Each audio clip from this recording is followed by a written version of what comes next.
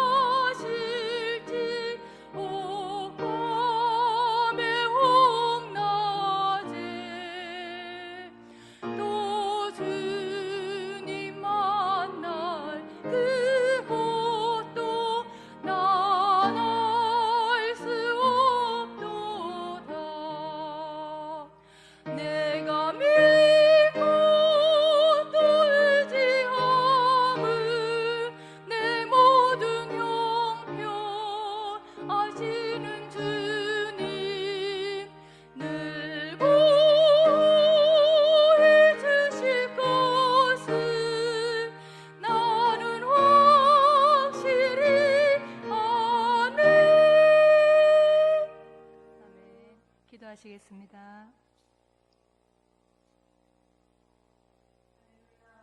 하나님 감사합니다. 오늘 하루도 지켜주시고 인도하심 속에 주님 은혜 가운데 살다가 수요 저녁 기도회로 나오게 하심을 감사합니다. 모든 것이 주님 허락 속에서 진행되는 이 질서가 주님 앞에 영광 올려드리며 살아가는 저들이 되게 하여 주시옵소서. 믿음을 가진 저들이 좀 더 깨어있지 못하고 진리의 삶으로 살아가지 못하며 악의 권세를 이기지 못할 때가 너무나 많습니다. 불쌍히 여겨 주시옵시고 용서하여 주시옵소서. 다시금 힘을 주시옵소서. 주님의 말씀 붙잡고 승리하며 전진해 나가는 저들이 되게 하여 주시옵소서. 코로나 바이러스를 하루빨리 멈추게 하여 주시옵소서.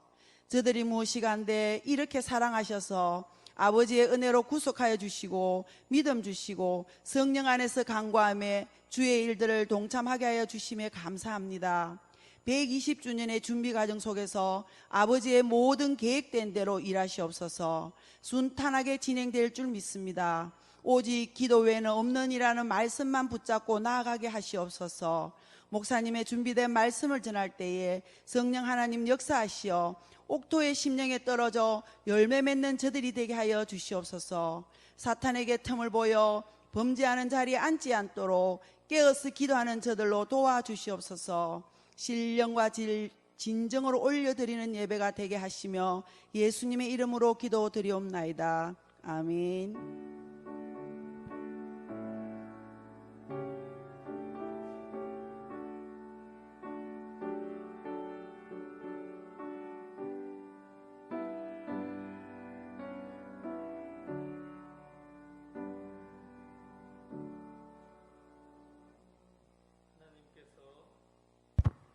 하나님께서 주신 말씀은 사무엘상 13장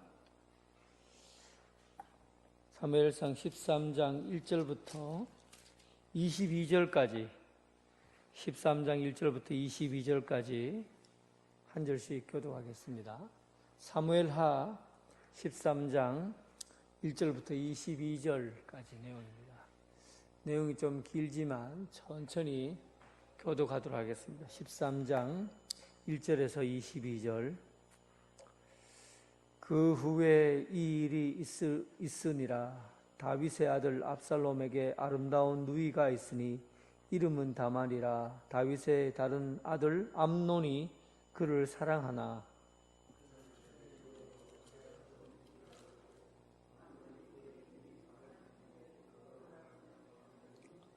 암논에게 요나답이라 하는 친구가 있으니 그는 다윗의 형 시므아의 아들이요 심히 강교한 자라.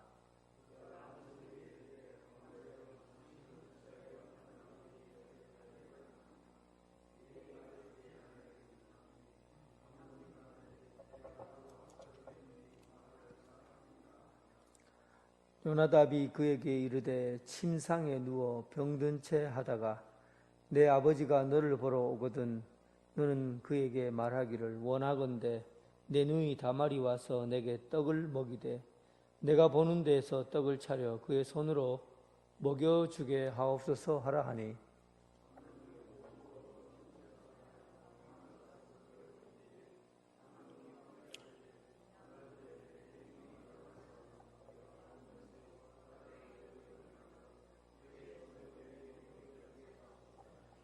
다윗이 사람을 그의 집으로 보내 다말에게 이르되 이제 내 오라버니 암논의 집으로 가서 그를 위하여 음식을 차리라 한지라.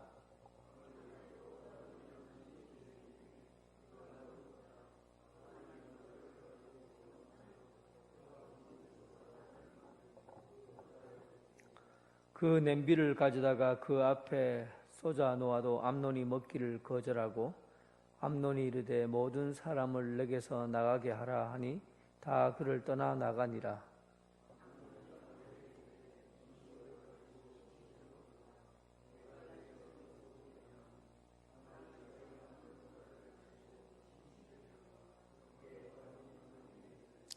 그에게 먹이려고 가까이 가지고 갈 때 암논이 그를 붙잡고 그에게 이르되 나의 누이야 와서 나와 동침하자 하는지라.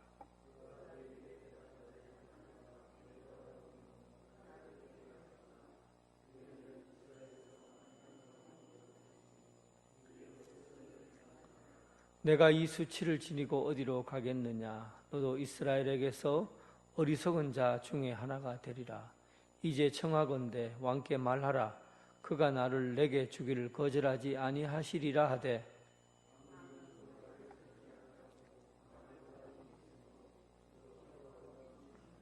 그리하고 암논이 그를 심히 미워하니 이제 미워하는 미움이 전에 사랑하던 사람보다 더한지라. 암논이 그에게 이르되 일어나 가라 하니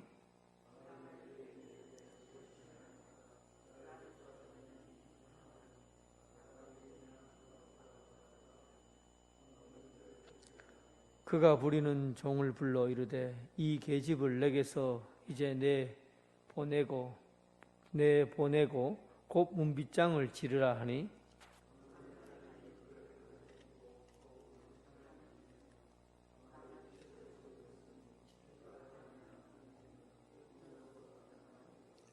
다말이 재를 자기 머리에 덮어쓰고 그의 채색 옷을 찢고 손을 머리에 얹고 가서 크게 울부짖으니라.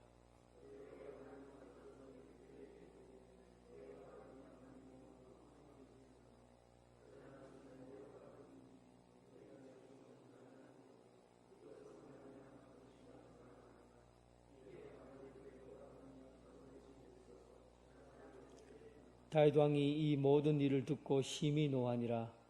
압살롬은 암논이 그의 누이 다말을 욕되게 하였으므로 그를 미워하여 암논에 대하여 잘잘못을 압살롬이 말하지 아니하니라. 아멘.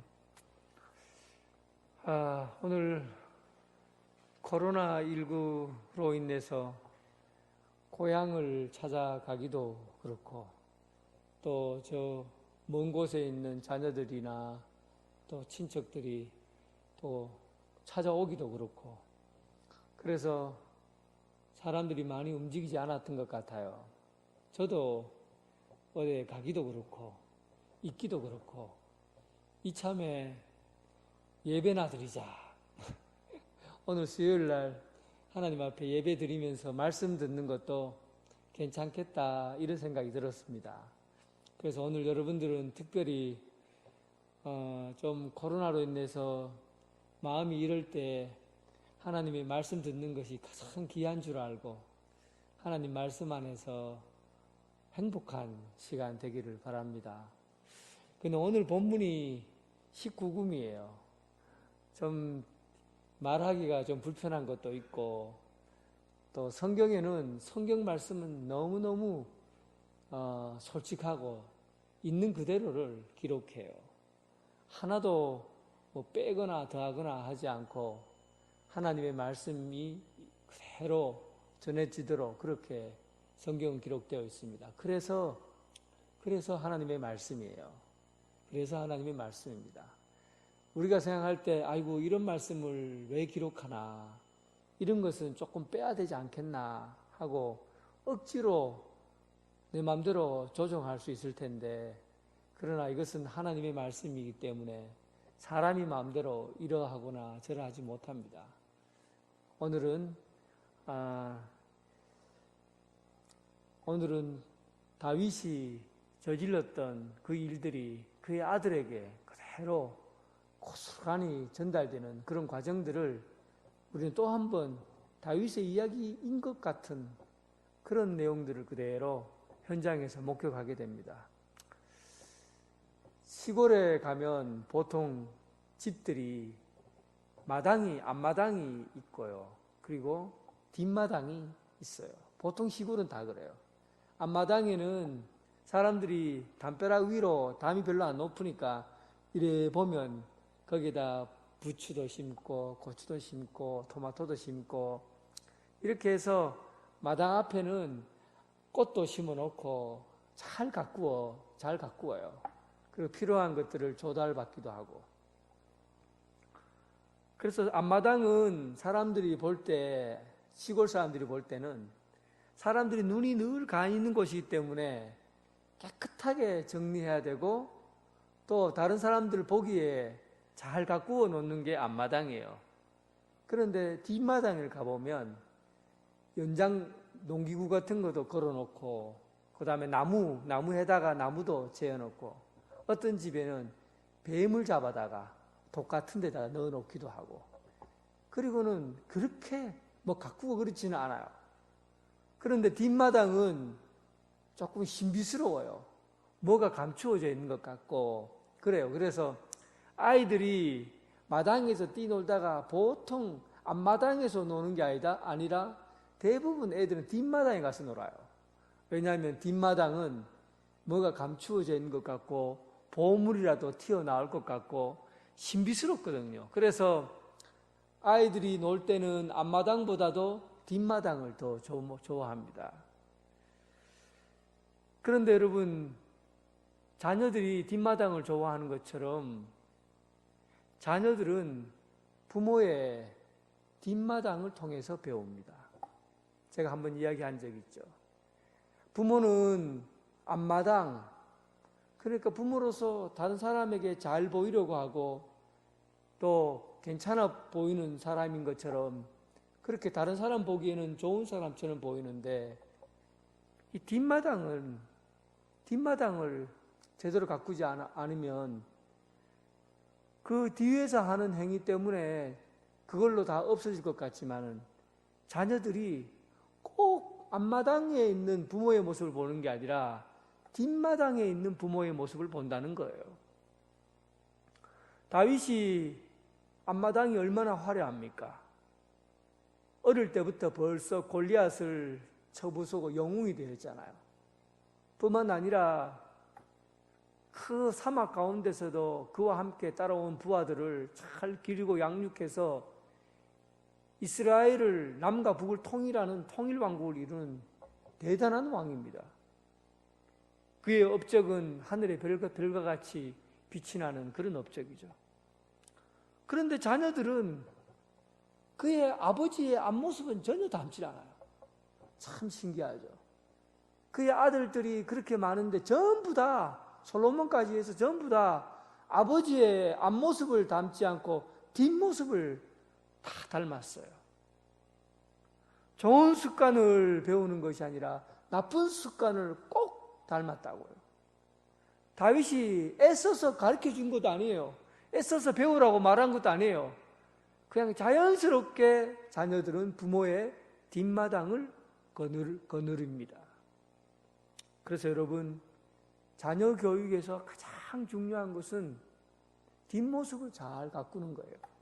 부모가 믿음이나 믿음 생활이나 또한 삶에 일어나는 모든 것들을 이 뒷모습을 잘 가꾸어야 돼요. 그게 부모가 자식들에게 물려줄 삶의 태도예요. 오늘 다윗의 자녀들이 소개되고 있습니다. 아히노함의 아들 암논. 다윗의 아들에 대한 이야기는 사무엘하 3장 2절에 잘 기록되어 있습니다. 헤브론에서 낳은 아들이 아히노함의 아들, 아히노함이라는 아내의 아들이 암논 첫째예요. 둘째가 길르압에서 나발의 아내였던 아비가엘의 소생이죠. 길르압이에요. 길르압. 셋째가 압살롬. 오늘 이 압살롬하고 압살롬의 동생 누이가 다말이에요. 그러니까 여러분, 오늘 본문의 주인공으로 등장하는 사람이 진짜 잘생긴 아들 암논, 그리고 이 압살롬도 대단히 잘생겼어요. 압살롬, 그리고 아주 미인이었던 다말, 절세 미인이었던 다말에 대한 이야기입니다. 그런데 그게 전부 다 다윗의 자녀들이에요. 더 있어요. 더 많이 있지만 그 중에서 오늘 중점적으로 이야기하는 사람은 바로 아히노함의 아들 암논의 이야기예요. 암논의 이야기입니다. 1절에 보니까 이렇게 시작하죠. 그 후에 이 일이 있으니라. 그 후라는 것은 다윗이 13장 후반전에 다윗이 암몬의 수도를 점령하고 마지막 남은 이 암몬의 수도를 점령하고 이 바깥에 있는 나라들을 점령하고 평화를 이루었어요. 그 통일왕국의 든든한 반석을 세우는 그런 과정입니다. 이 안으로도 편안하고 바깥으로도 모든 것들을 다 정리해서 이제 다윗 나라가 안정기에 접어들었다. 다윗 나라가 평화롭게 되었다라는 시기가 바로 그 후에 이 일이 있으니라 라는 말의 시작입니다. 그러니까 진짜 다윗이 잘 되고 평안하고 이제 다 넉넉하게 잘 되었다라고 할 때에 문제가 터졌어요. 그러니까 어쩌면 여러분, 이 삶의 넉넉함과 풍요로움이라는 게 신앙생활을 잘하기가 쉽지 않다, 그런 얘기예요. 이게 넉넉하게 살고 풍요롭게 사는 거 참 좋아요. 잘 살고 싶잖아요. 그런데 신앙적으로 보면 그때 꼭 시험에 든다고. 내가 좀 넉넉하고 잘 살고 할 때 그때 시험에 든다는 거죠. 모든 것이 안정되었을 때 다윗에게 일이 터진 겁니다. 압살롬에게 아름다운 누이가 있었는데 그 누이가 바로 다말이라는 사람이에요. 이 암논이 다말을 너무너무 사랑해서 상사병이 걸린 거예요. 그런데 다말이 있는 곳은, 다말은 공주잖아요. 공주가 머무르는 곳은 출입 통제 구역입니다. 왕자들이 아무리 왕의 아들이라고 해도 이 공주가 모여 사는 곳에 함부로 들어갈 수가 없어요. 그들 나름대로 자기들끼리 이렇게 모여서 사는 거죠. 그 안에다가, 왕궁 안에다가 여자들이 머무는 곳을 따로 두고, 그리고 왕자들이 생활하는 곳을 따로 두은 거죠. 그런데 이 다말이 이복 배다른 동생이니까 그래도 한 번씩은 보잖아요. 보면은 너무 이쁜 거예요. 너무 이쁘고 하니까 그 마음에 탐심이 생겼어요. 원래는 이 왕궁 안에 마련된 이 통제구역은 남자들이 접근 불가능하고 접근하지 말라는 뜻으로 보호하려고 하는 그런 것으로 만들어 놨는데, 그런데 인간의 욕망은 그것을 제어하지 못했던 것이죠. 이 모습은, 예루살렘에 있는 이 왕궁의 모습은 마치 에덴 동산하고 비슷해요.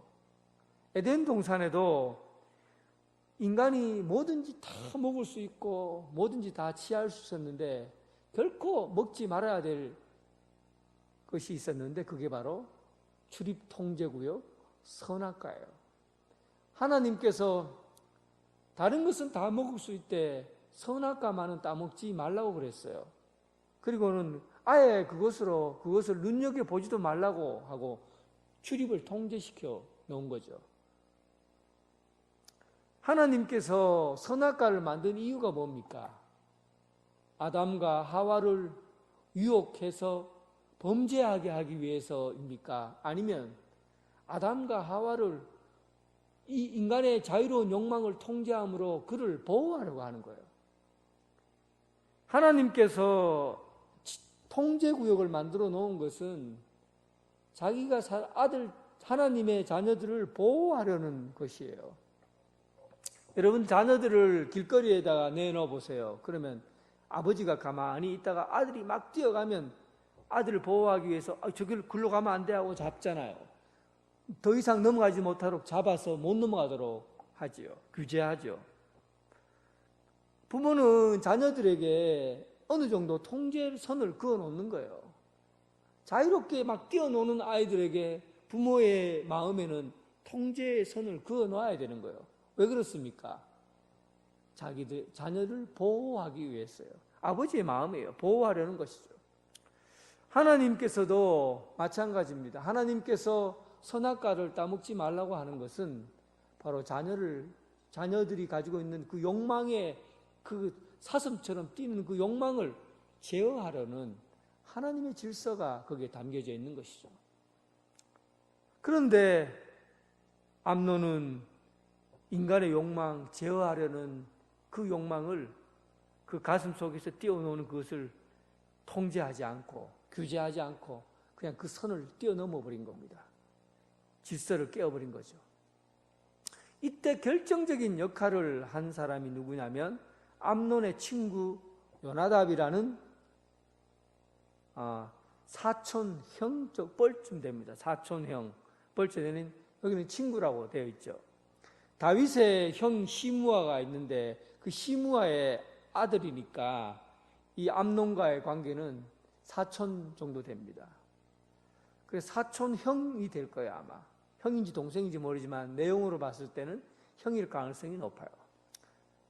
그러니까 이 요나답이라는 친구를 성경에 보면 이 친구가 강교한 자라 그렇게 표현하고 있거든요. 강교한 자라고 표현하고 있어요. 에덴 동산에 뱀을 뭐라고 했어요?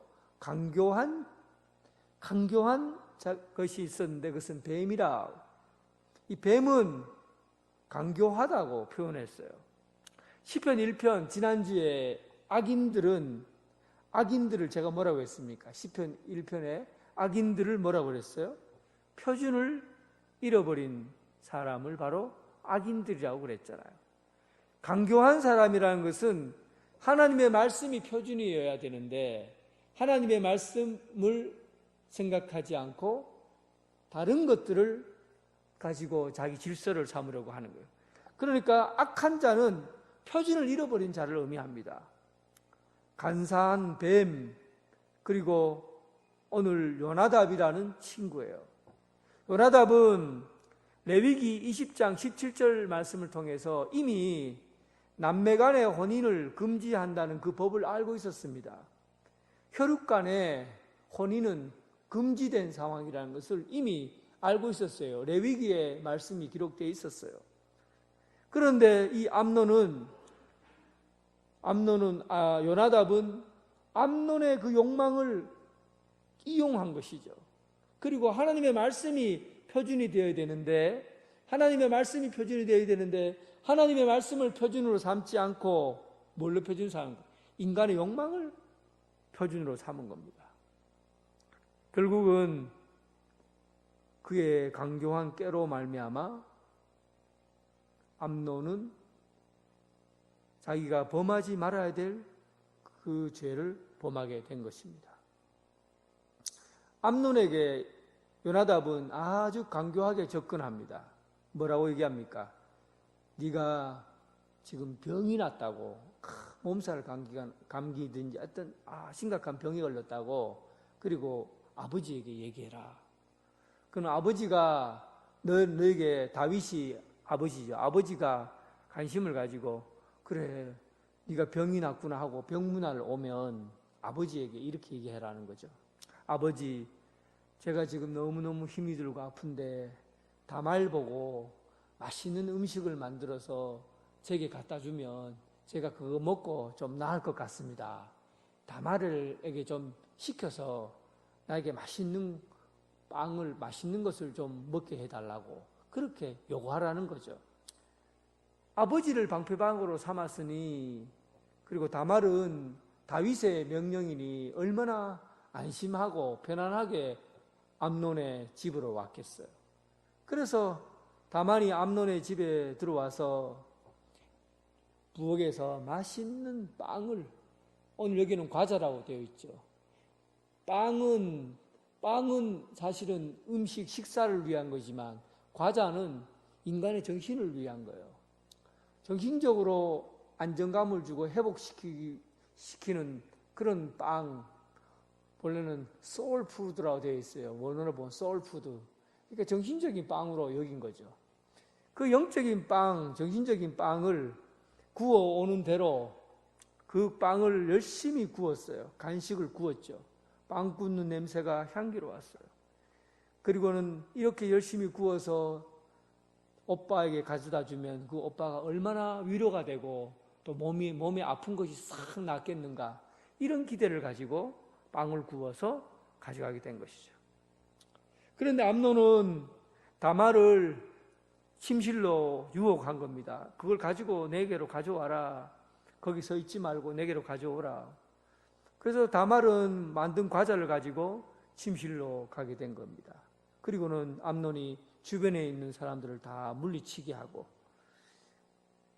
그리고는 그런 분위기를 암논이 알자, 그 다말이 이런 분위기를 알고는 두려웠던 거죠. 그리고는 암논에게 말합니다. 내게 이렇게 하지 말라. 나게 이렇게 하지 말라. 나를 수치스럽게 하지 말라.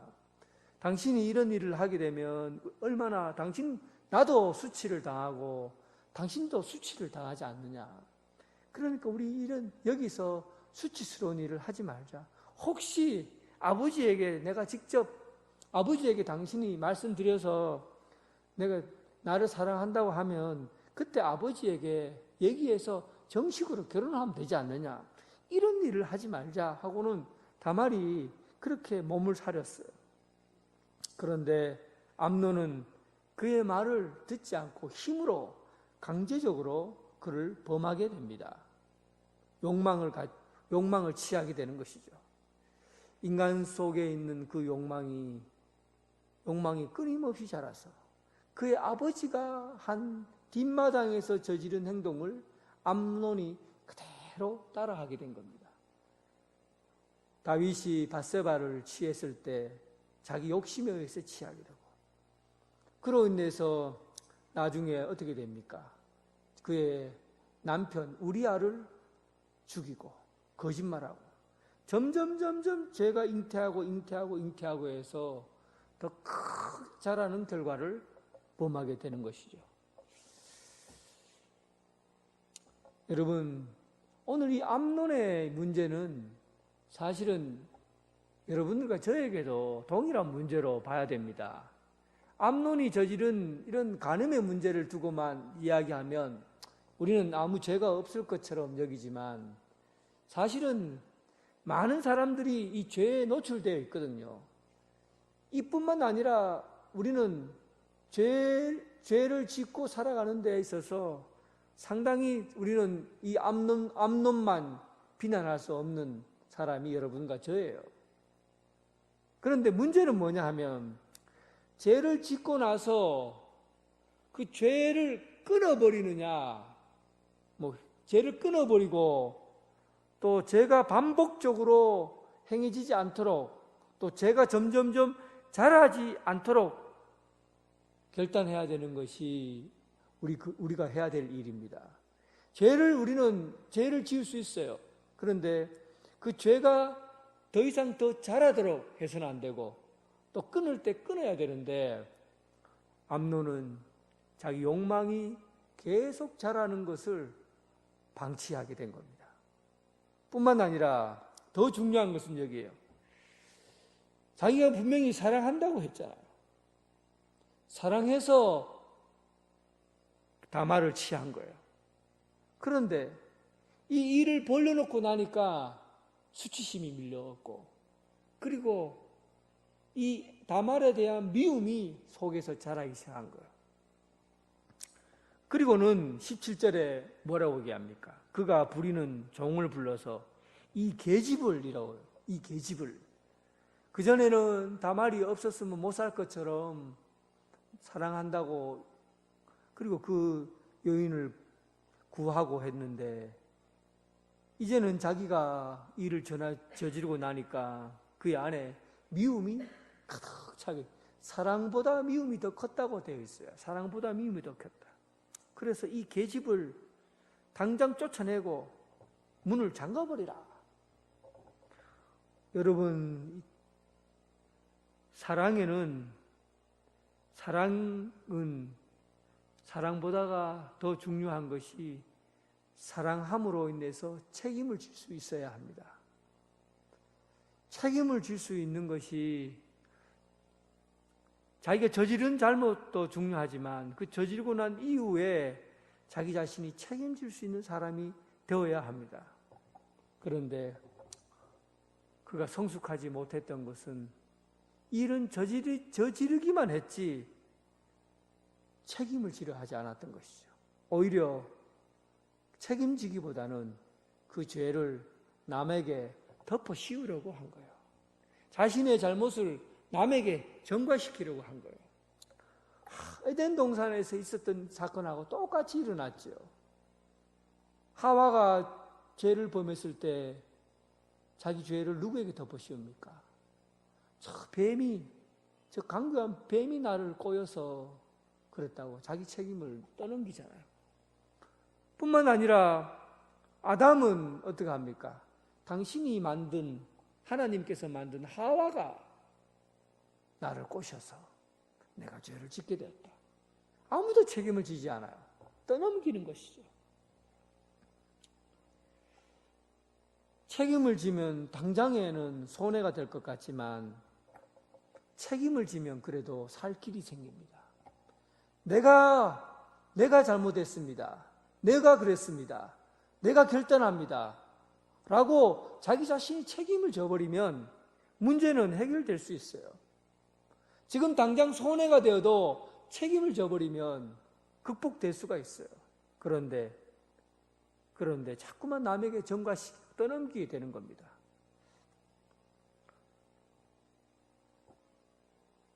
요즘 제가 참 안타까운 소식들을 많이 들어요. 대구에서, 이 방송에 나가면 안 되는데, 대구에 제가 머물렀던 교인이 제가 나올 때 교인이 2,400명이었어요. 그런데 교회가 무슨 담임 목사와 또 교인들 간에 막 갈등이 생기고, 그리고는 막 싸우기 시작한 거예요. 1년이 되고 2년이 지나고 시간이 지나면 지날수록 문제가 해결되는 것이 아니라 일이 점점 커졌어요. 분명히 누군가가 그 자리에서 내가 책임지겠습니다, 내가 잘못했습니다, 그리고 빨리 그 자리에서 책임을 지고 일어나면 교회가 그래도 빨리 회복이 되고 상처가 안 불게 되고 다시금 새롭게 뭔가 준비해낼 수 있는 그런 여유가 있었습니다. 그런데 아무도 책임을 지지 않는 거예요. 계속 시간만 가는 거예요. 그래서 결국은 3년의 시간이 흐르고 난 이후에 교인이 지금 몇백억을 들여서 교회를 건축했는데 교인이 700명밖에 남지 않았어요. 2,400명 교인이 다 나가고, 누군가가 분쟁이 있거나 싸움이 있을 때 책임을 지는 사람이 있어야 돼요. 그게 해결점이에요. 불을 끄는 사람은 책임지는 사람이에요. 죄는 시간이 지나면 지날수록 더 많은 사람에게 상처를 입히게 되고 교회의 분열을 일으키게 되는 겁니다. 무게를 견뎌야 합니다. 무게를 견뎌야 해요. 우리는 요즘 울산에도 많은 교회들이 어려움을 겪잖아요. 그런데 한번 보세요. 그냥 그 순간에 얼마 지나지 않아서 빨리 책임지는 사람이 나타나면 그러면 교회도 살고 본인도 살고 다 살게 돼요. 이게 우리가 보는 하나님께서 우리에게 주신 말씀이에요. 떠넘기니까 죄가 점점 불어나는 거예요. 네 탓이다, 네 탓이다, 네 탓이다. 내가 책임져야 돼요. 내가 책임져야 돼요.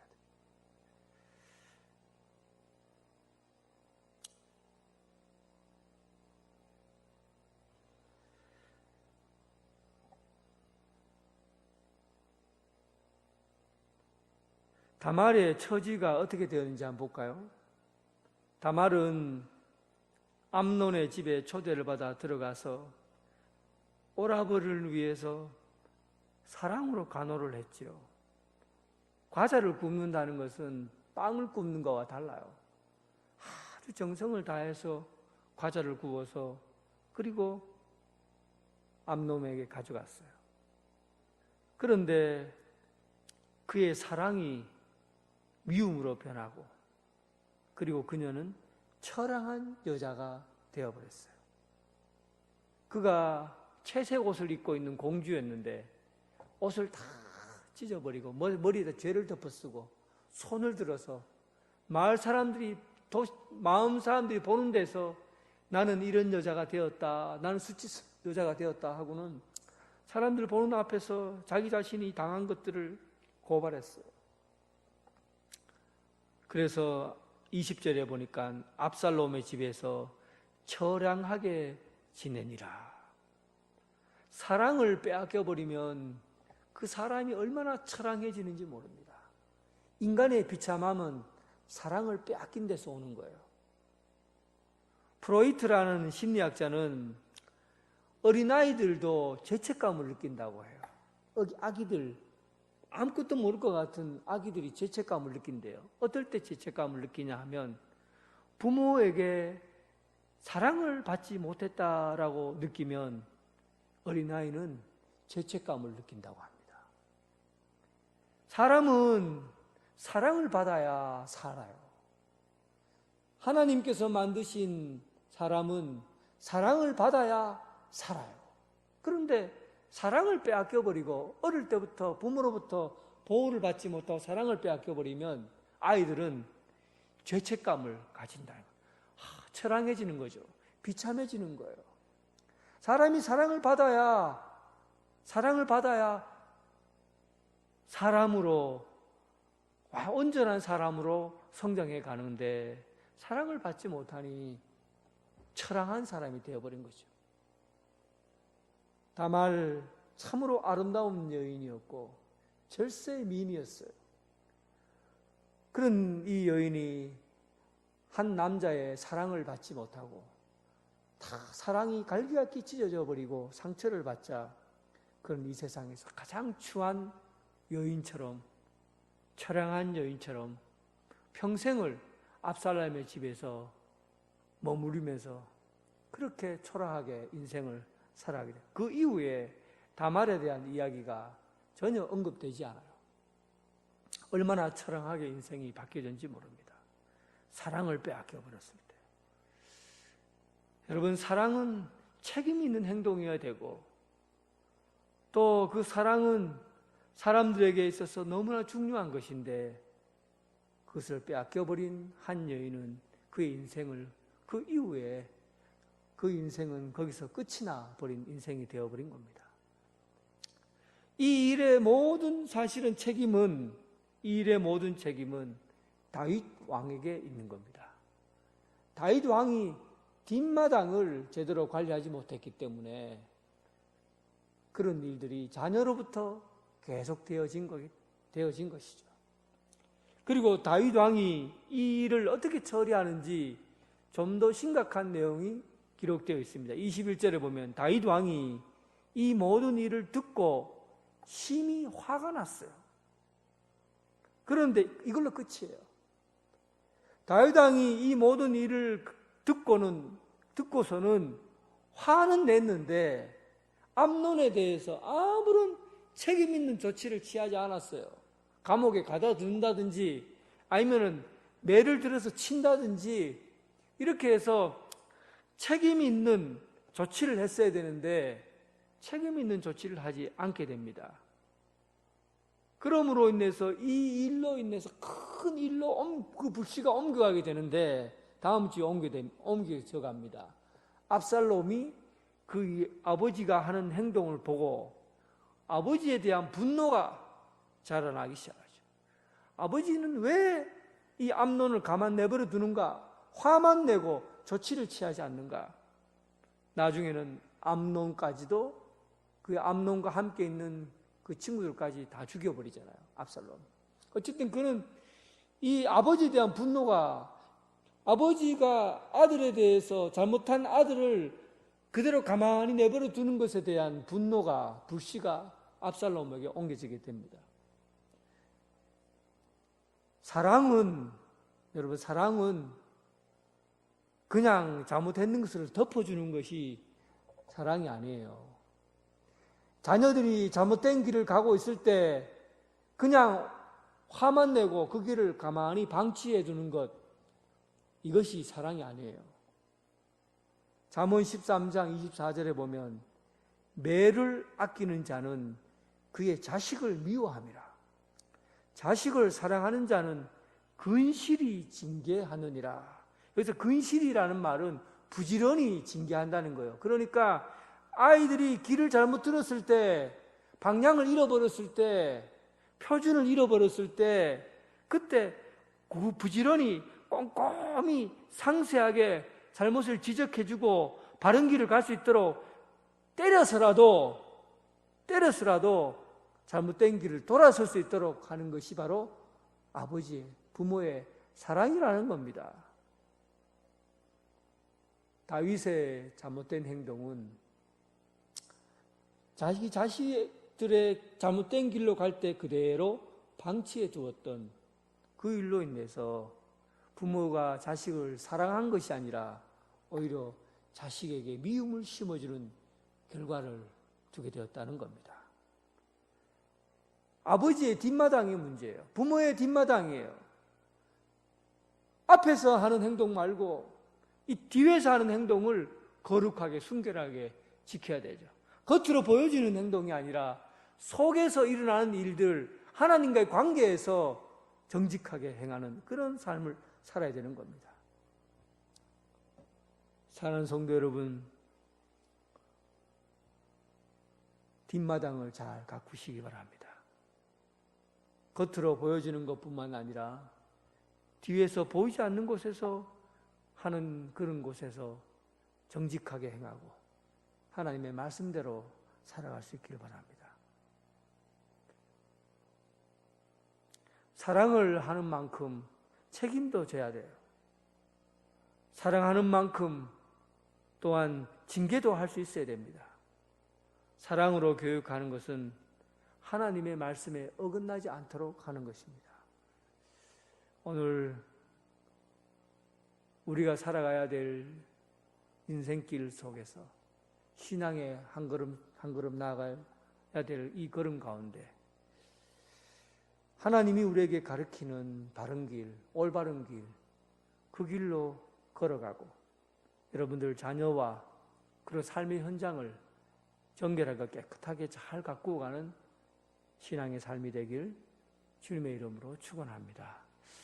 하나님 아버지, 오늘 우리 인생에 참으로 보이지 않는 부분, 우리의 뒷마당을 생각해 봅니다. 겉으로 드러난 모습이 아니라 뒤에서 행동하는 모습에서 거룩하게 하나님의 자녀로서의 자리를 잘 지켜나가게 해주시고 자녀들을 믿음으로 잘 지키게 하여 주옵소서. 추석을 맞이해서 온 가정이 함께 모여 함께 예배드리고 함께 추석 명절을 지내면 좋겠지만 이제 코로나19로 인해서 가족과 흩어진 채로 마음으로 모여야 합니다. 이럴 때일수록 서로 사랑하며 서로 의지하고 하나님의 백성답게 가족을 잘 지켜나가게 하여 주옵소서. 앞으로 우리 교회가 120주년을 준비하기 위해 하나님께서 세우실 아름다운 계획들을 가지고 있습니다.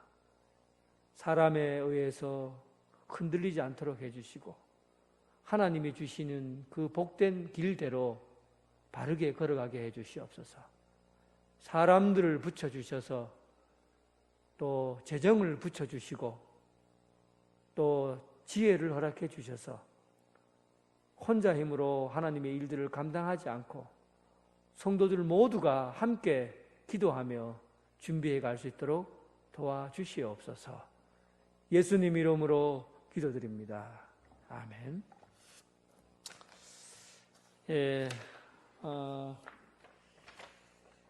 추석 명절인데 새벽 기도는 계속됩니다. 그러니까 조용히 와서 기도하실 분들은 기도하시고 가시면 되겠습니다.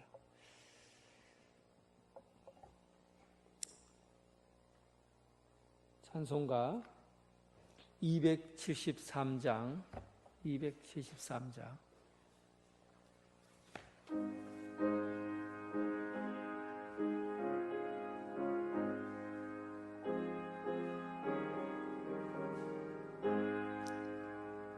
나 주를 멀리 떠났다 이제 옵니다.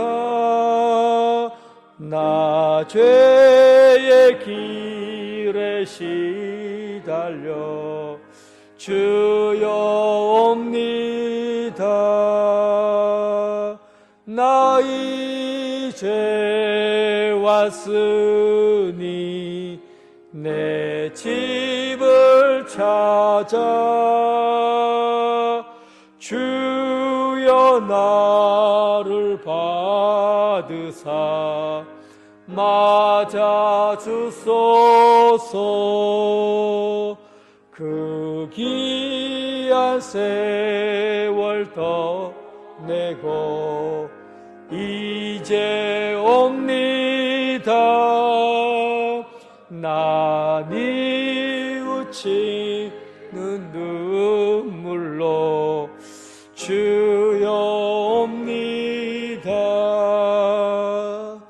나 이제 왔으니 내 집을 찾아 주여 나를 받으사 맞아 주소서. 나 죄에 매여 고달파 이제 옵니다.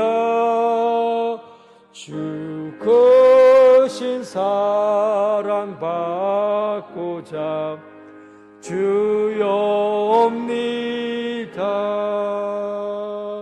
나 이제 왔으니 내 집을 찾아 주여 나를 받으사 맞아 주소서. 이 병든 마음을 고치려 이제 옵니다. 큰 힘과 소망 바라고 주여 옵니다.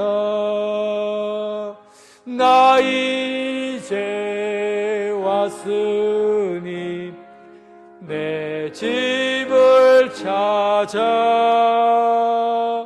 주여 나를 받으사 맞아 주소서.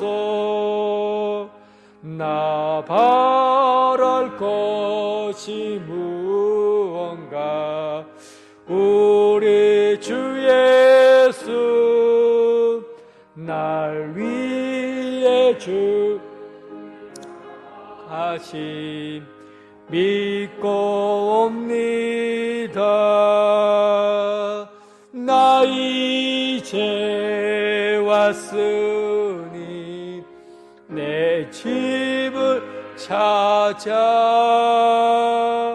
주여 나를 받으사 맞아 주소서.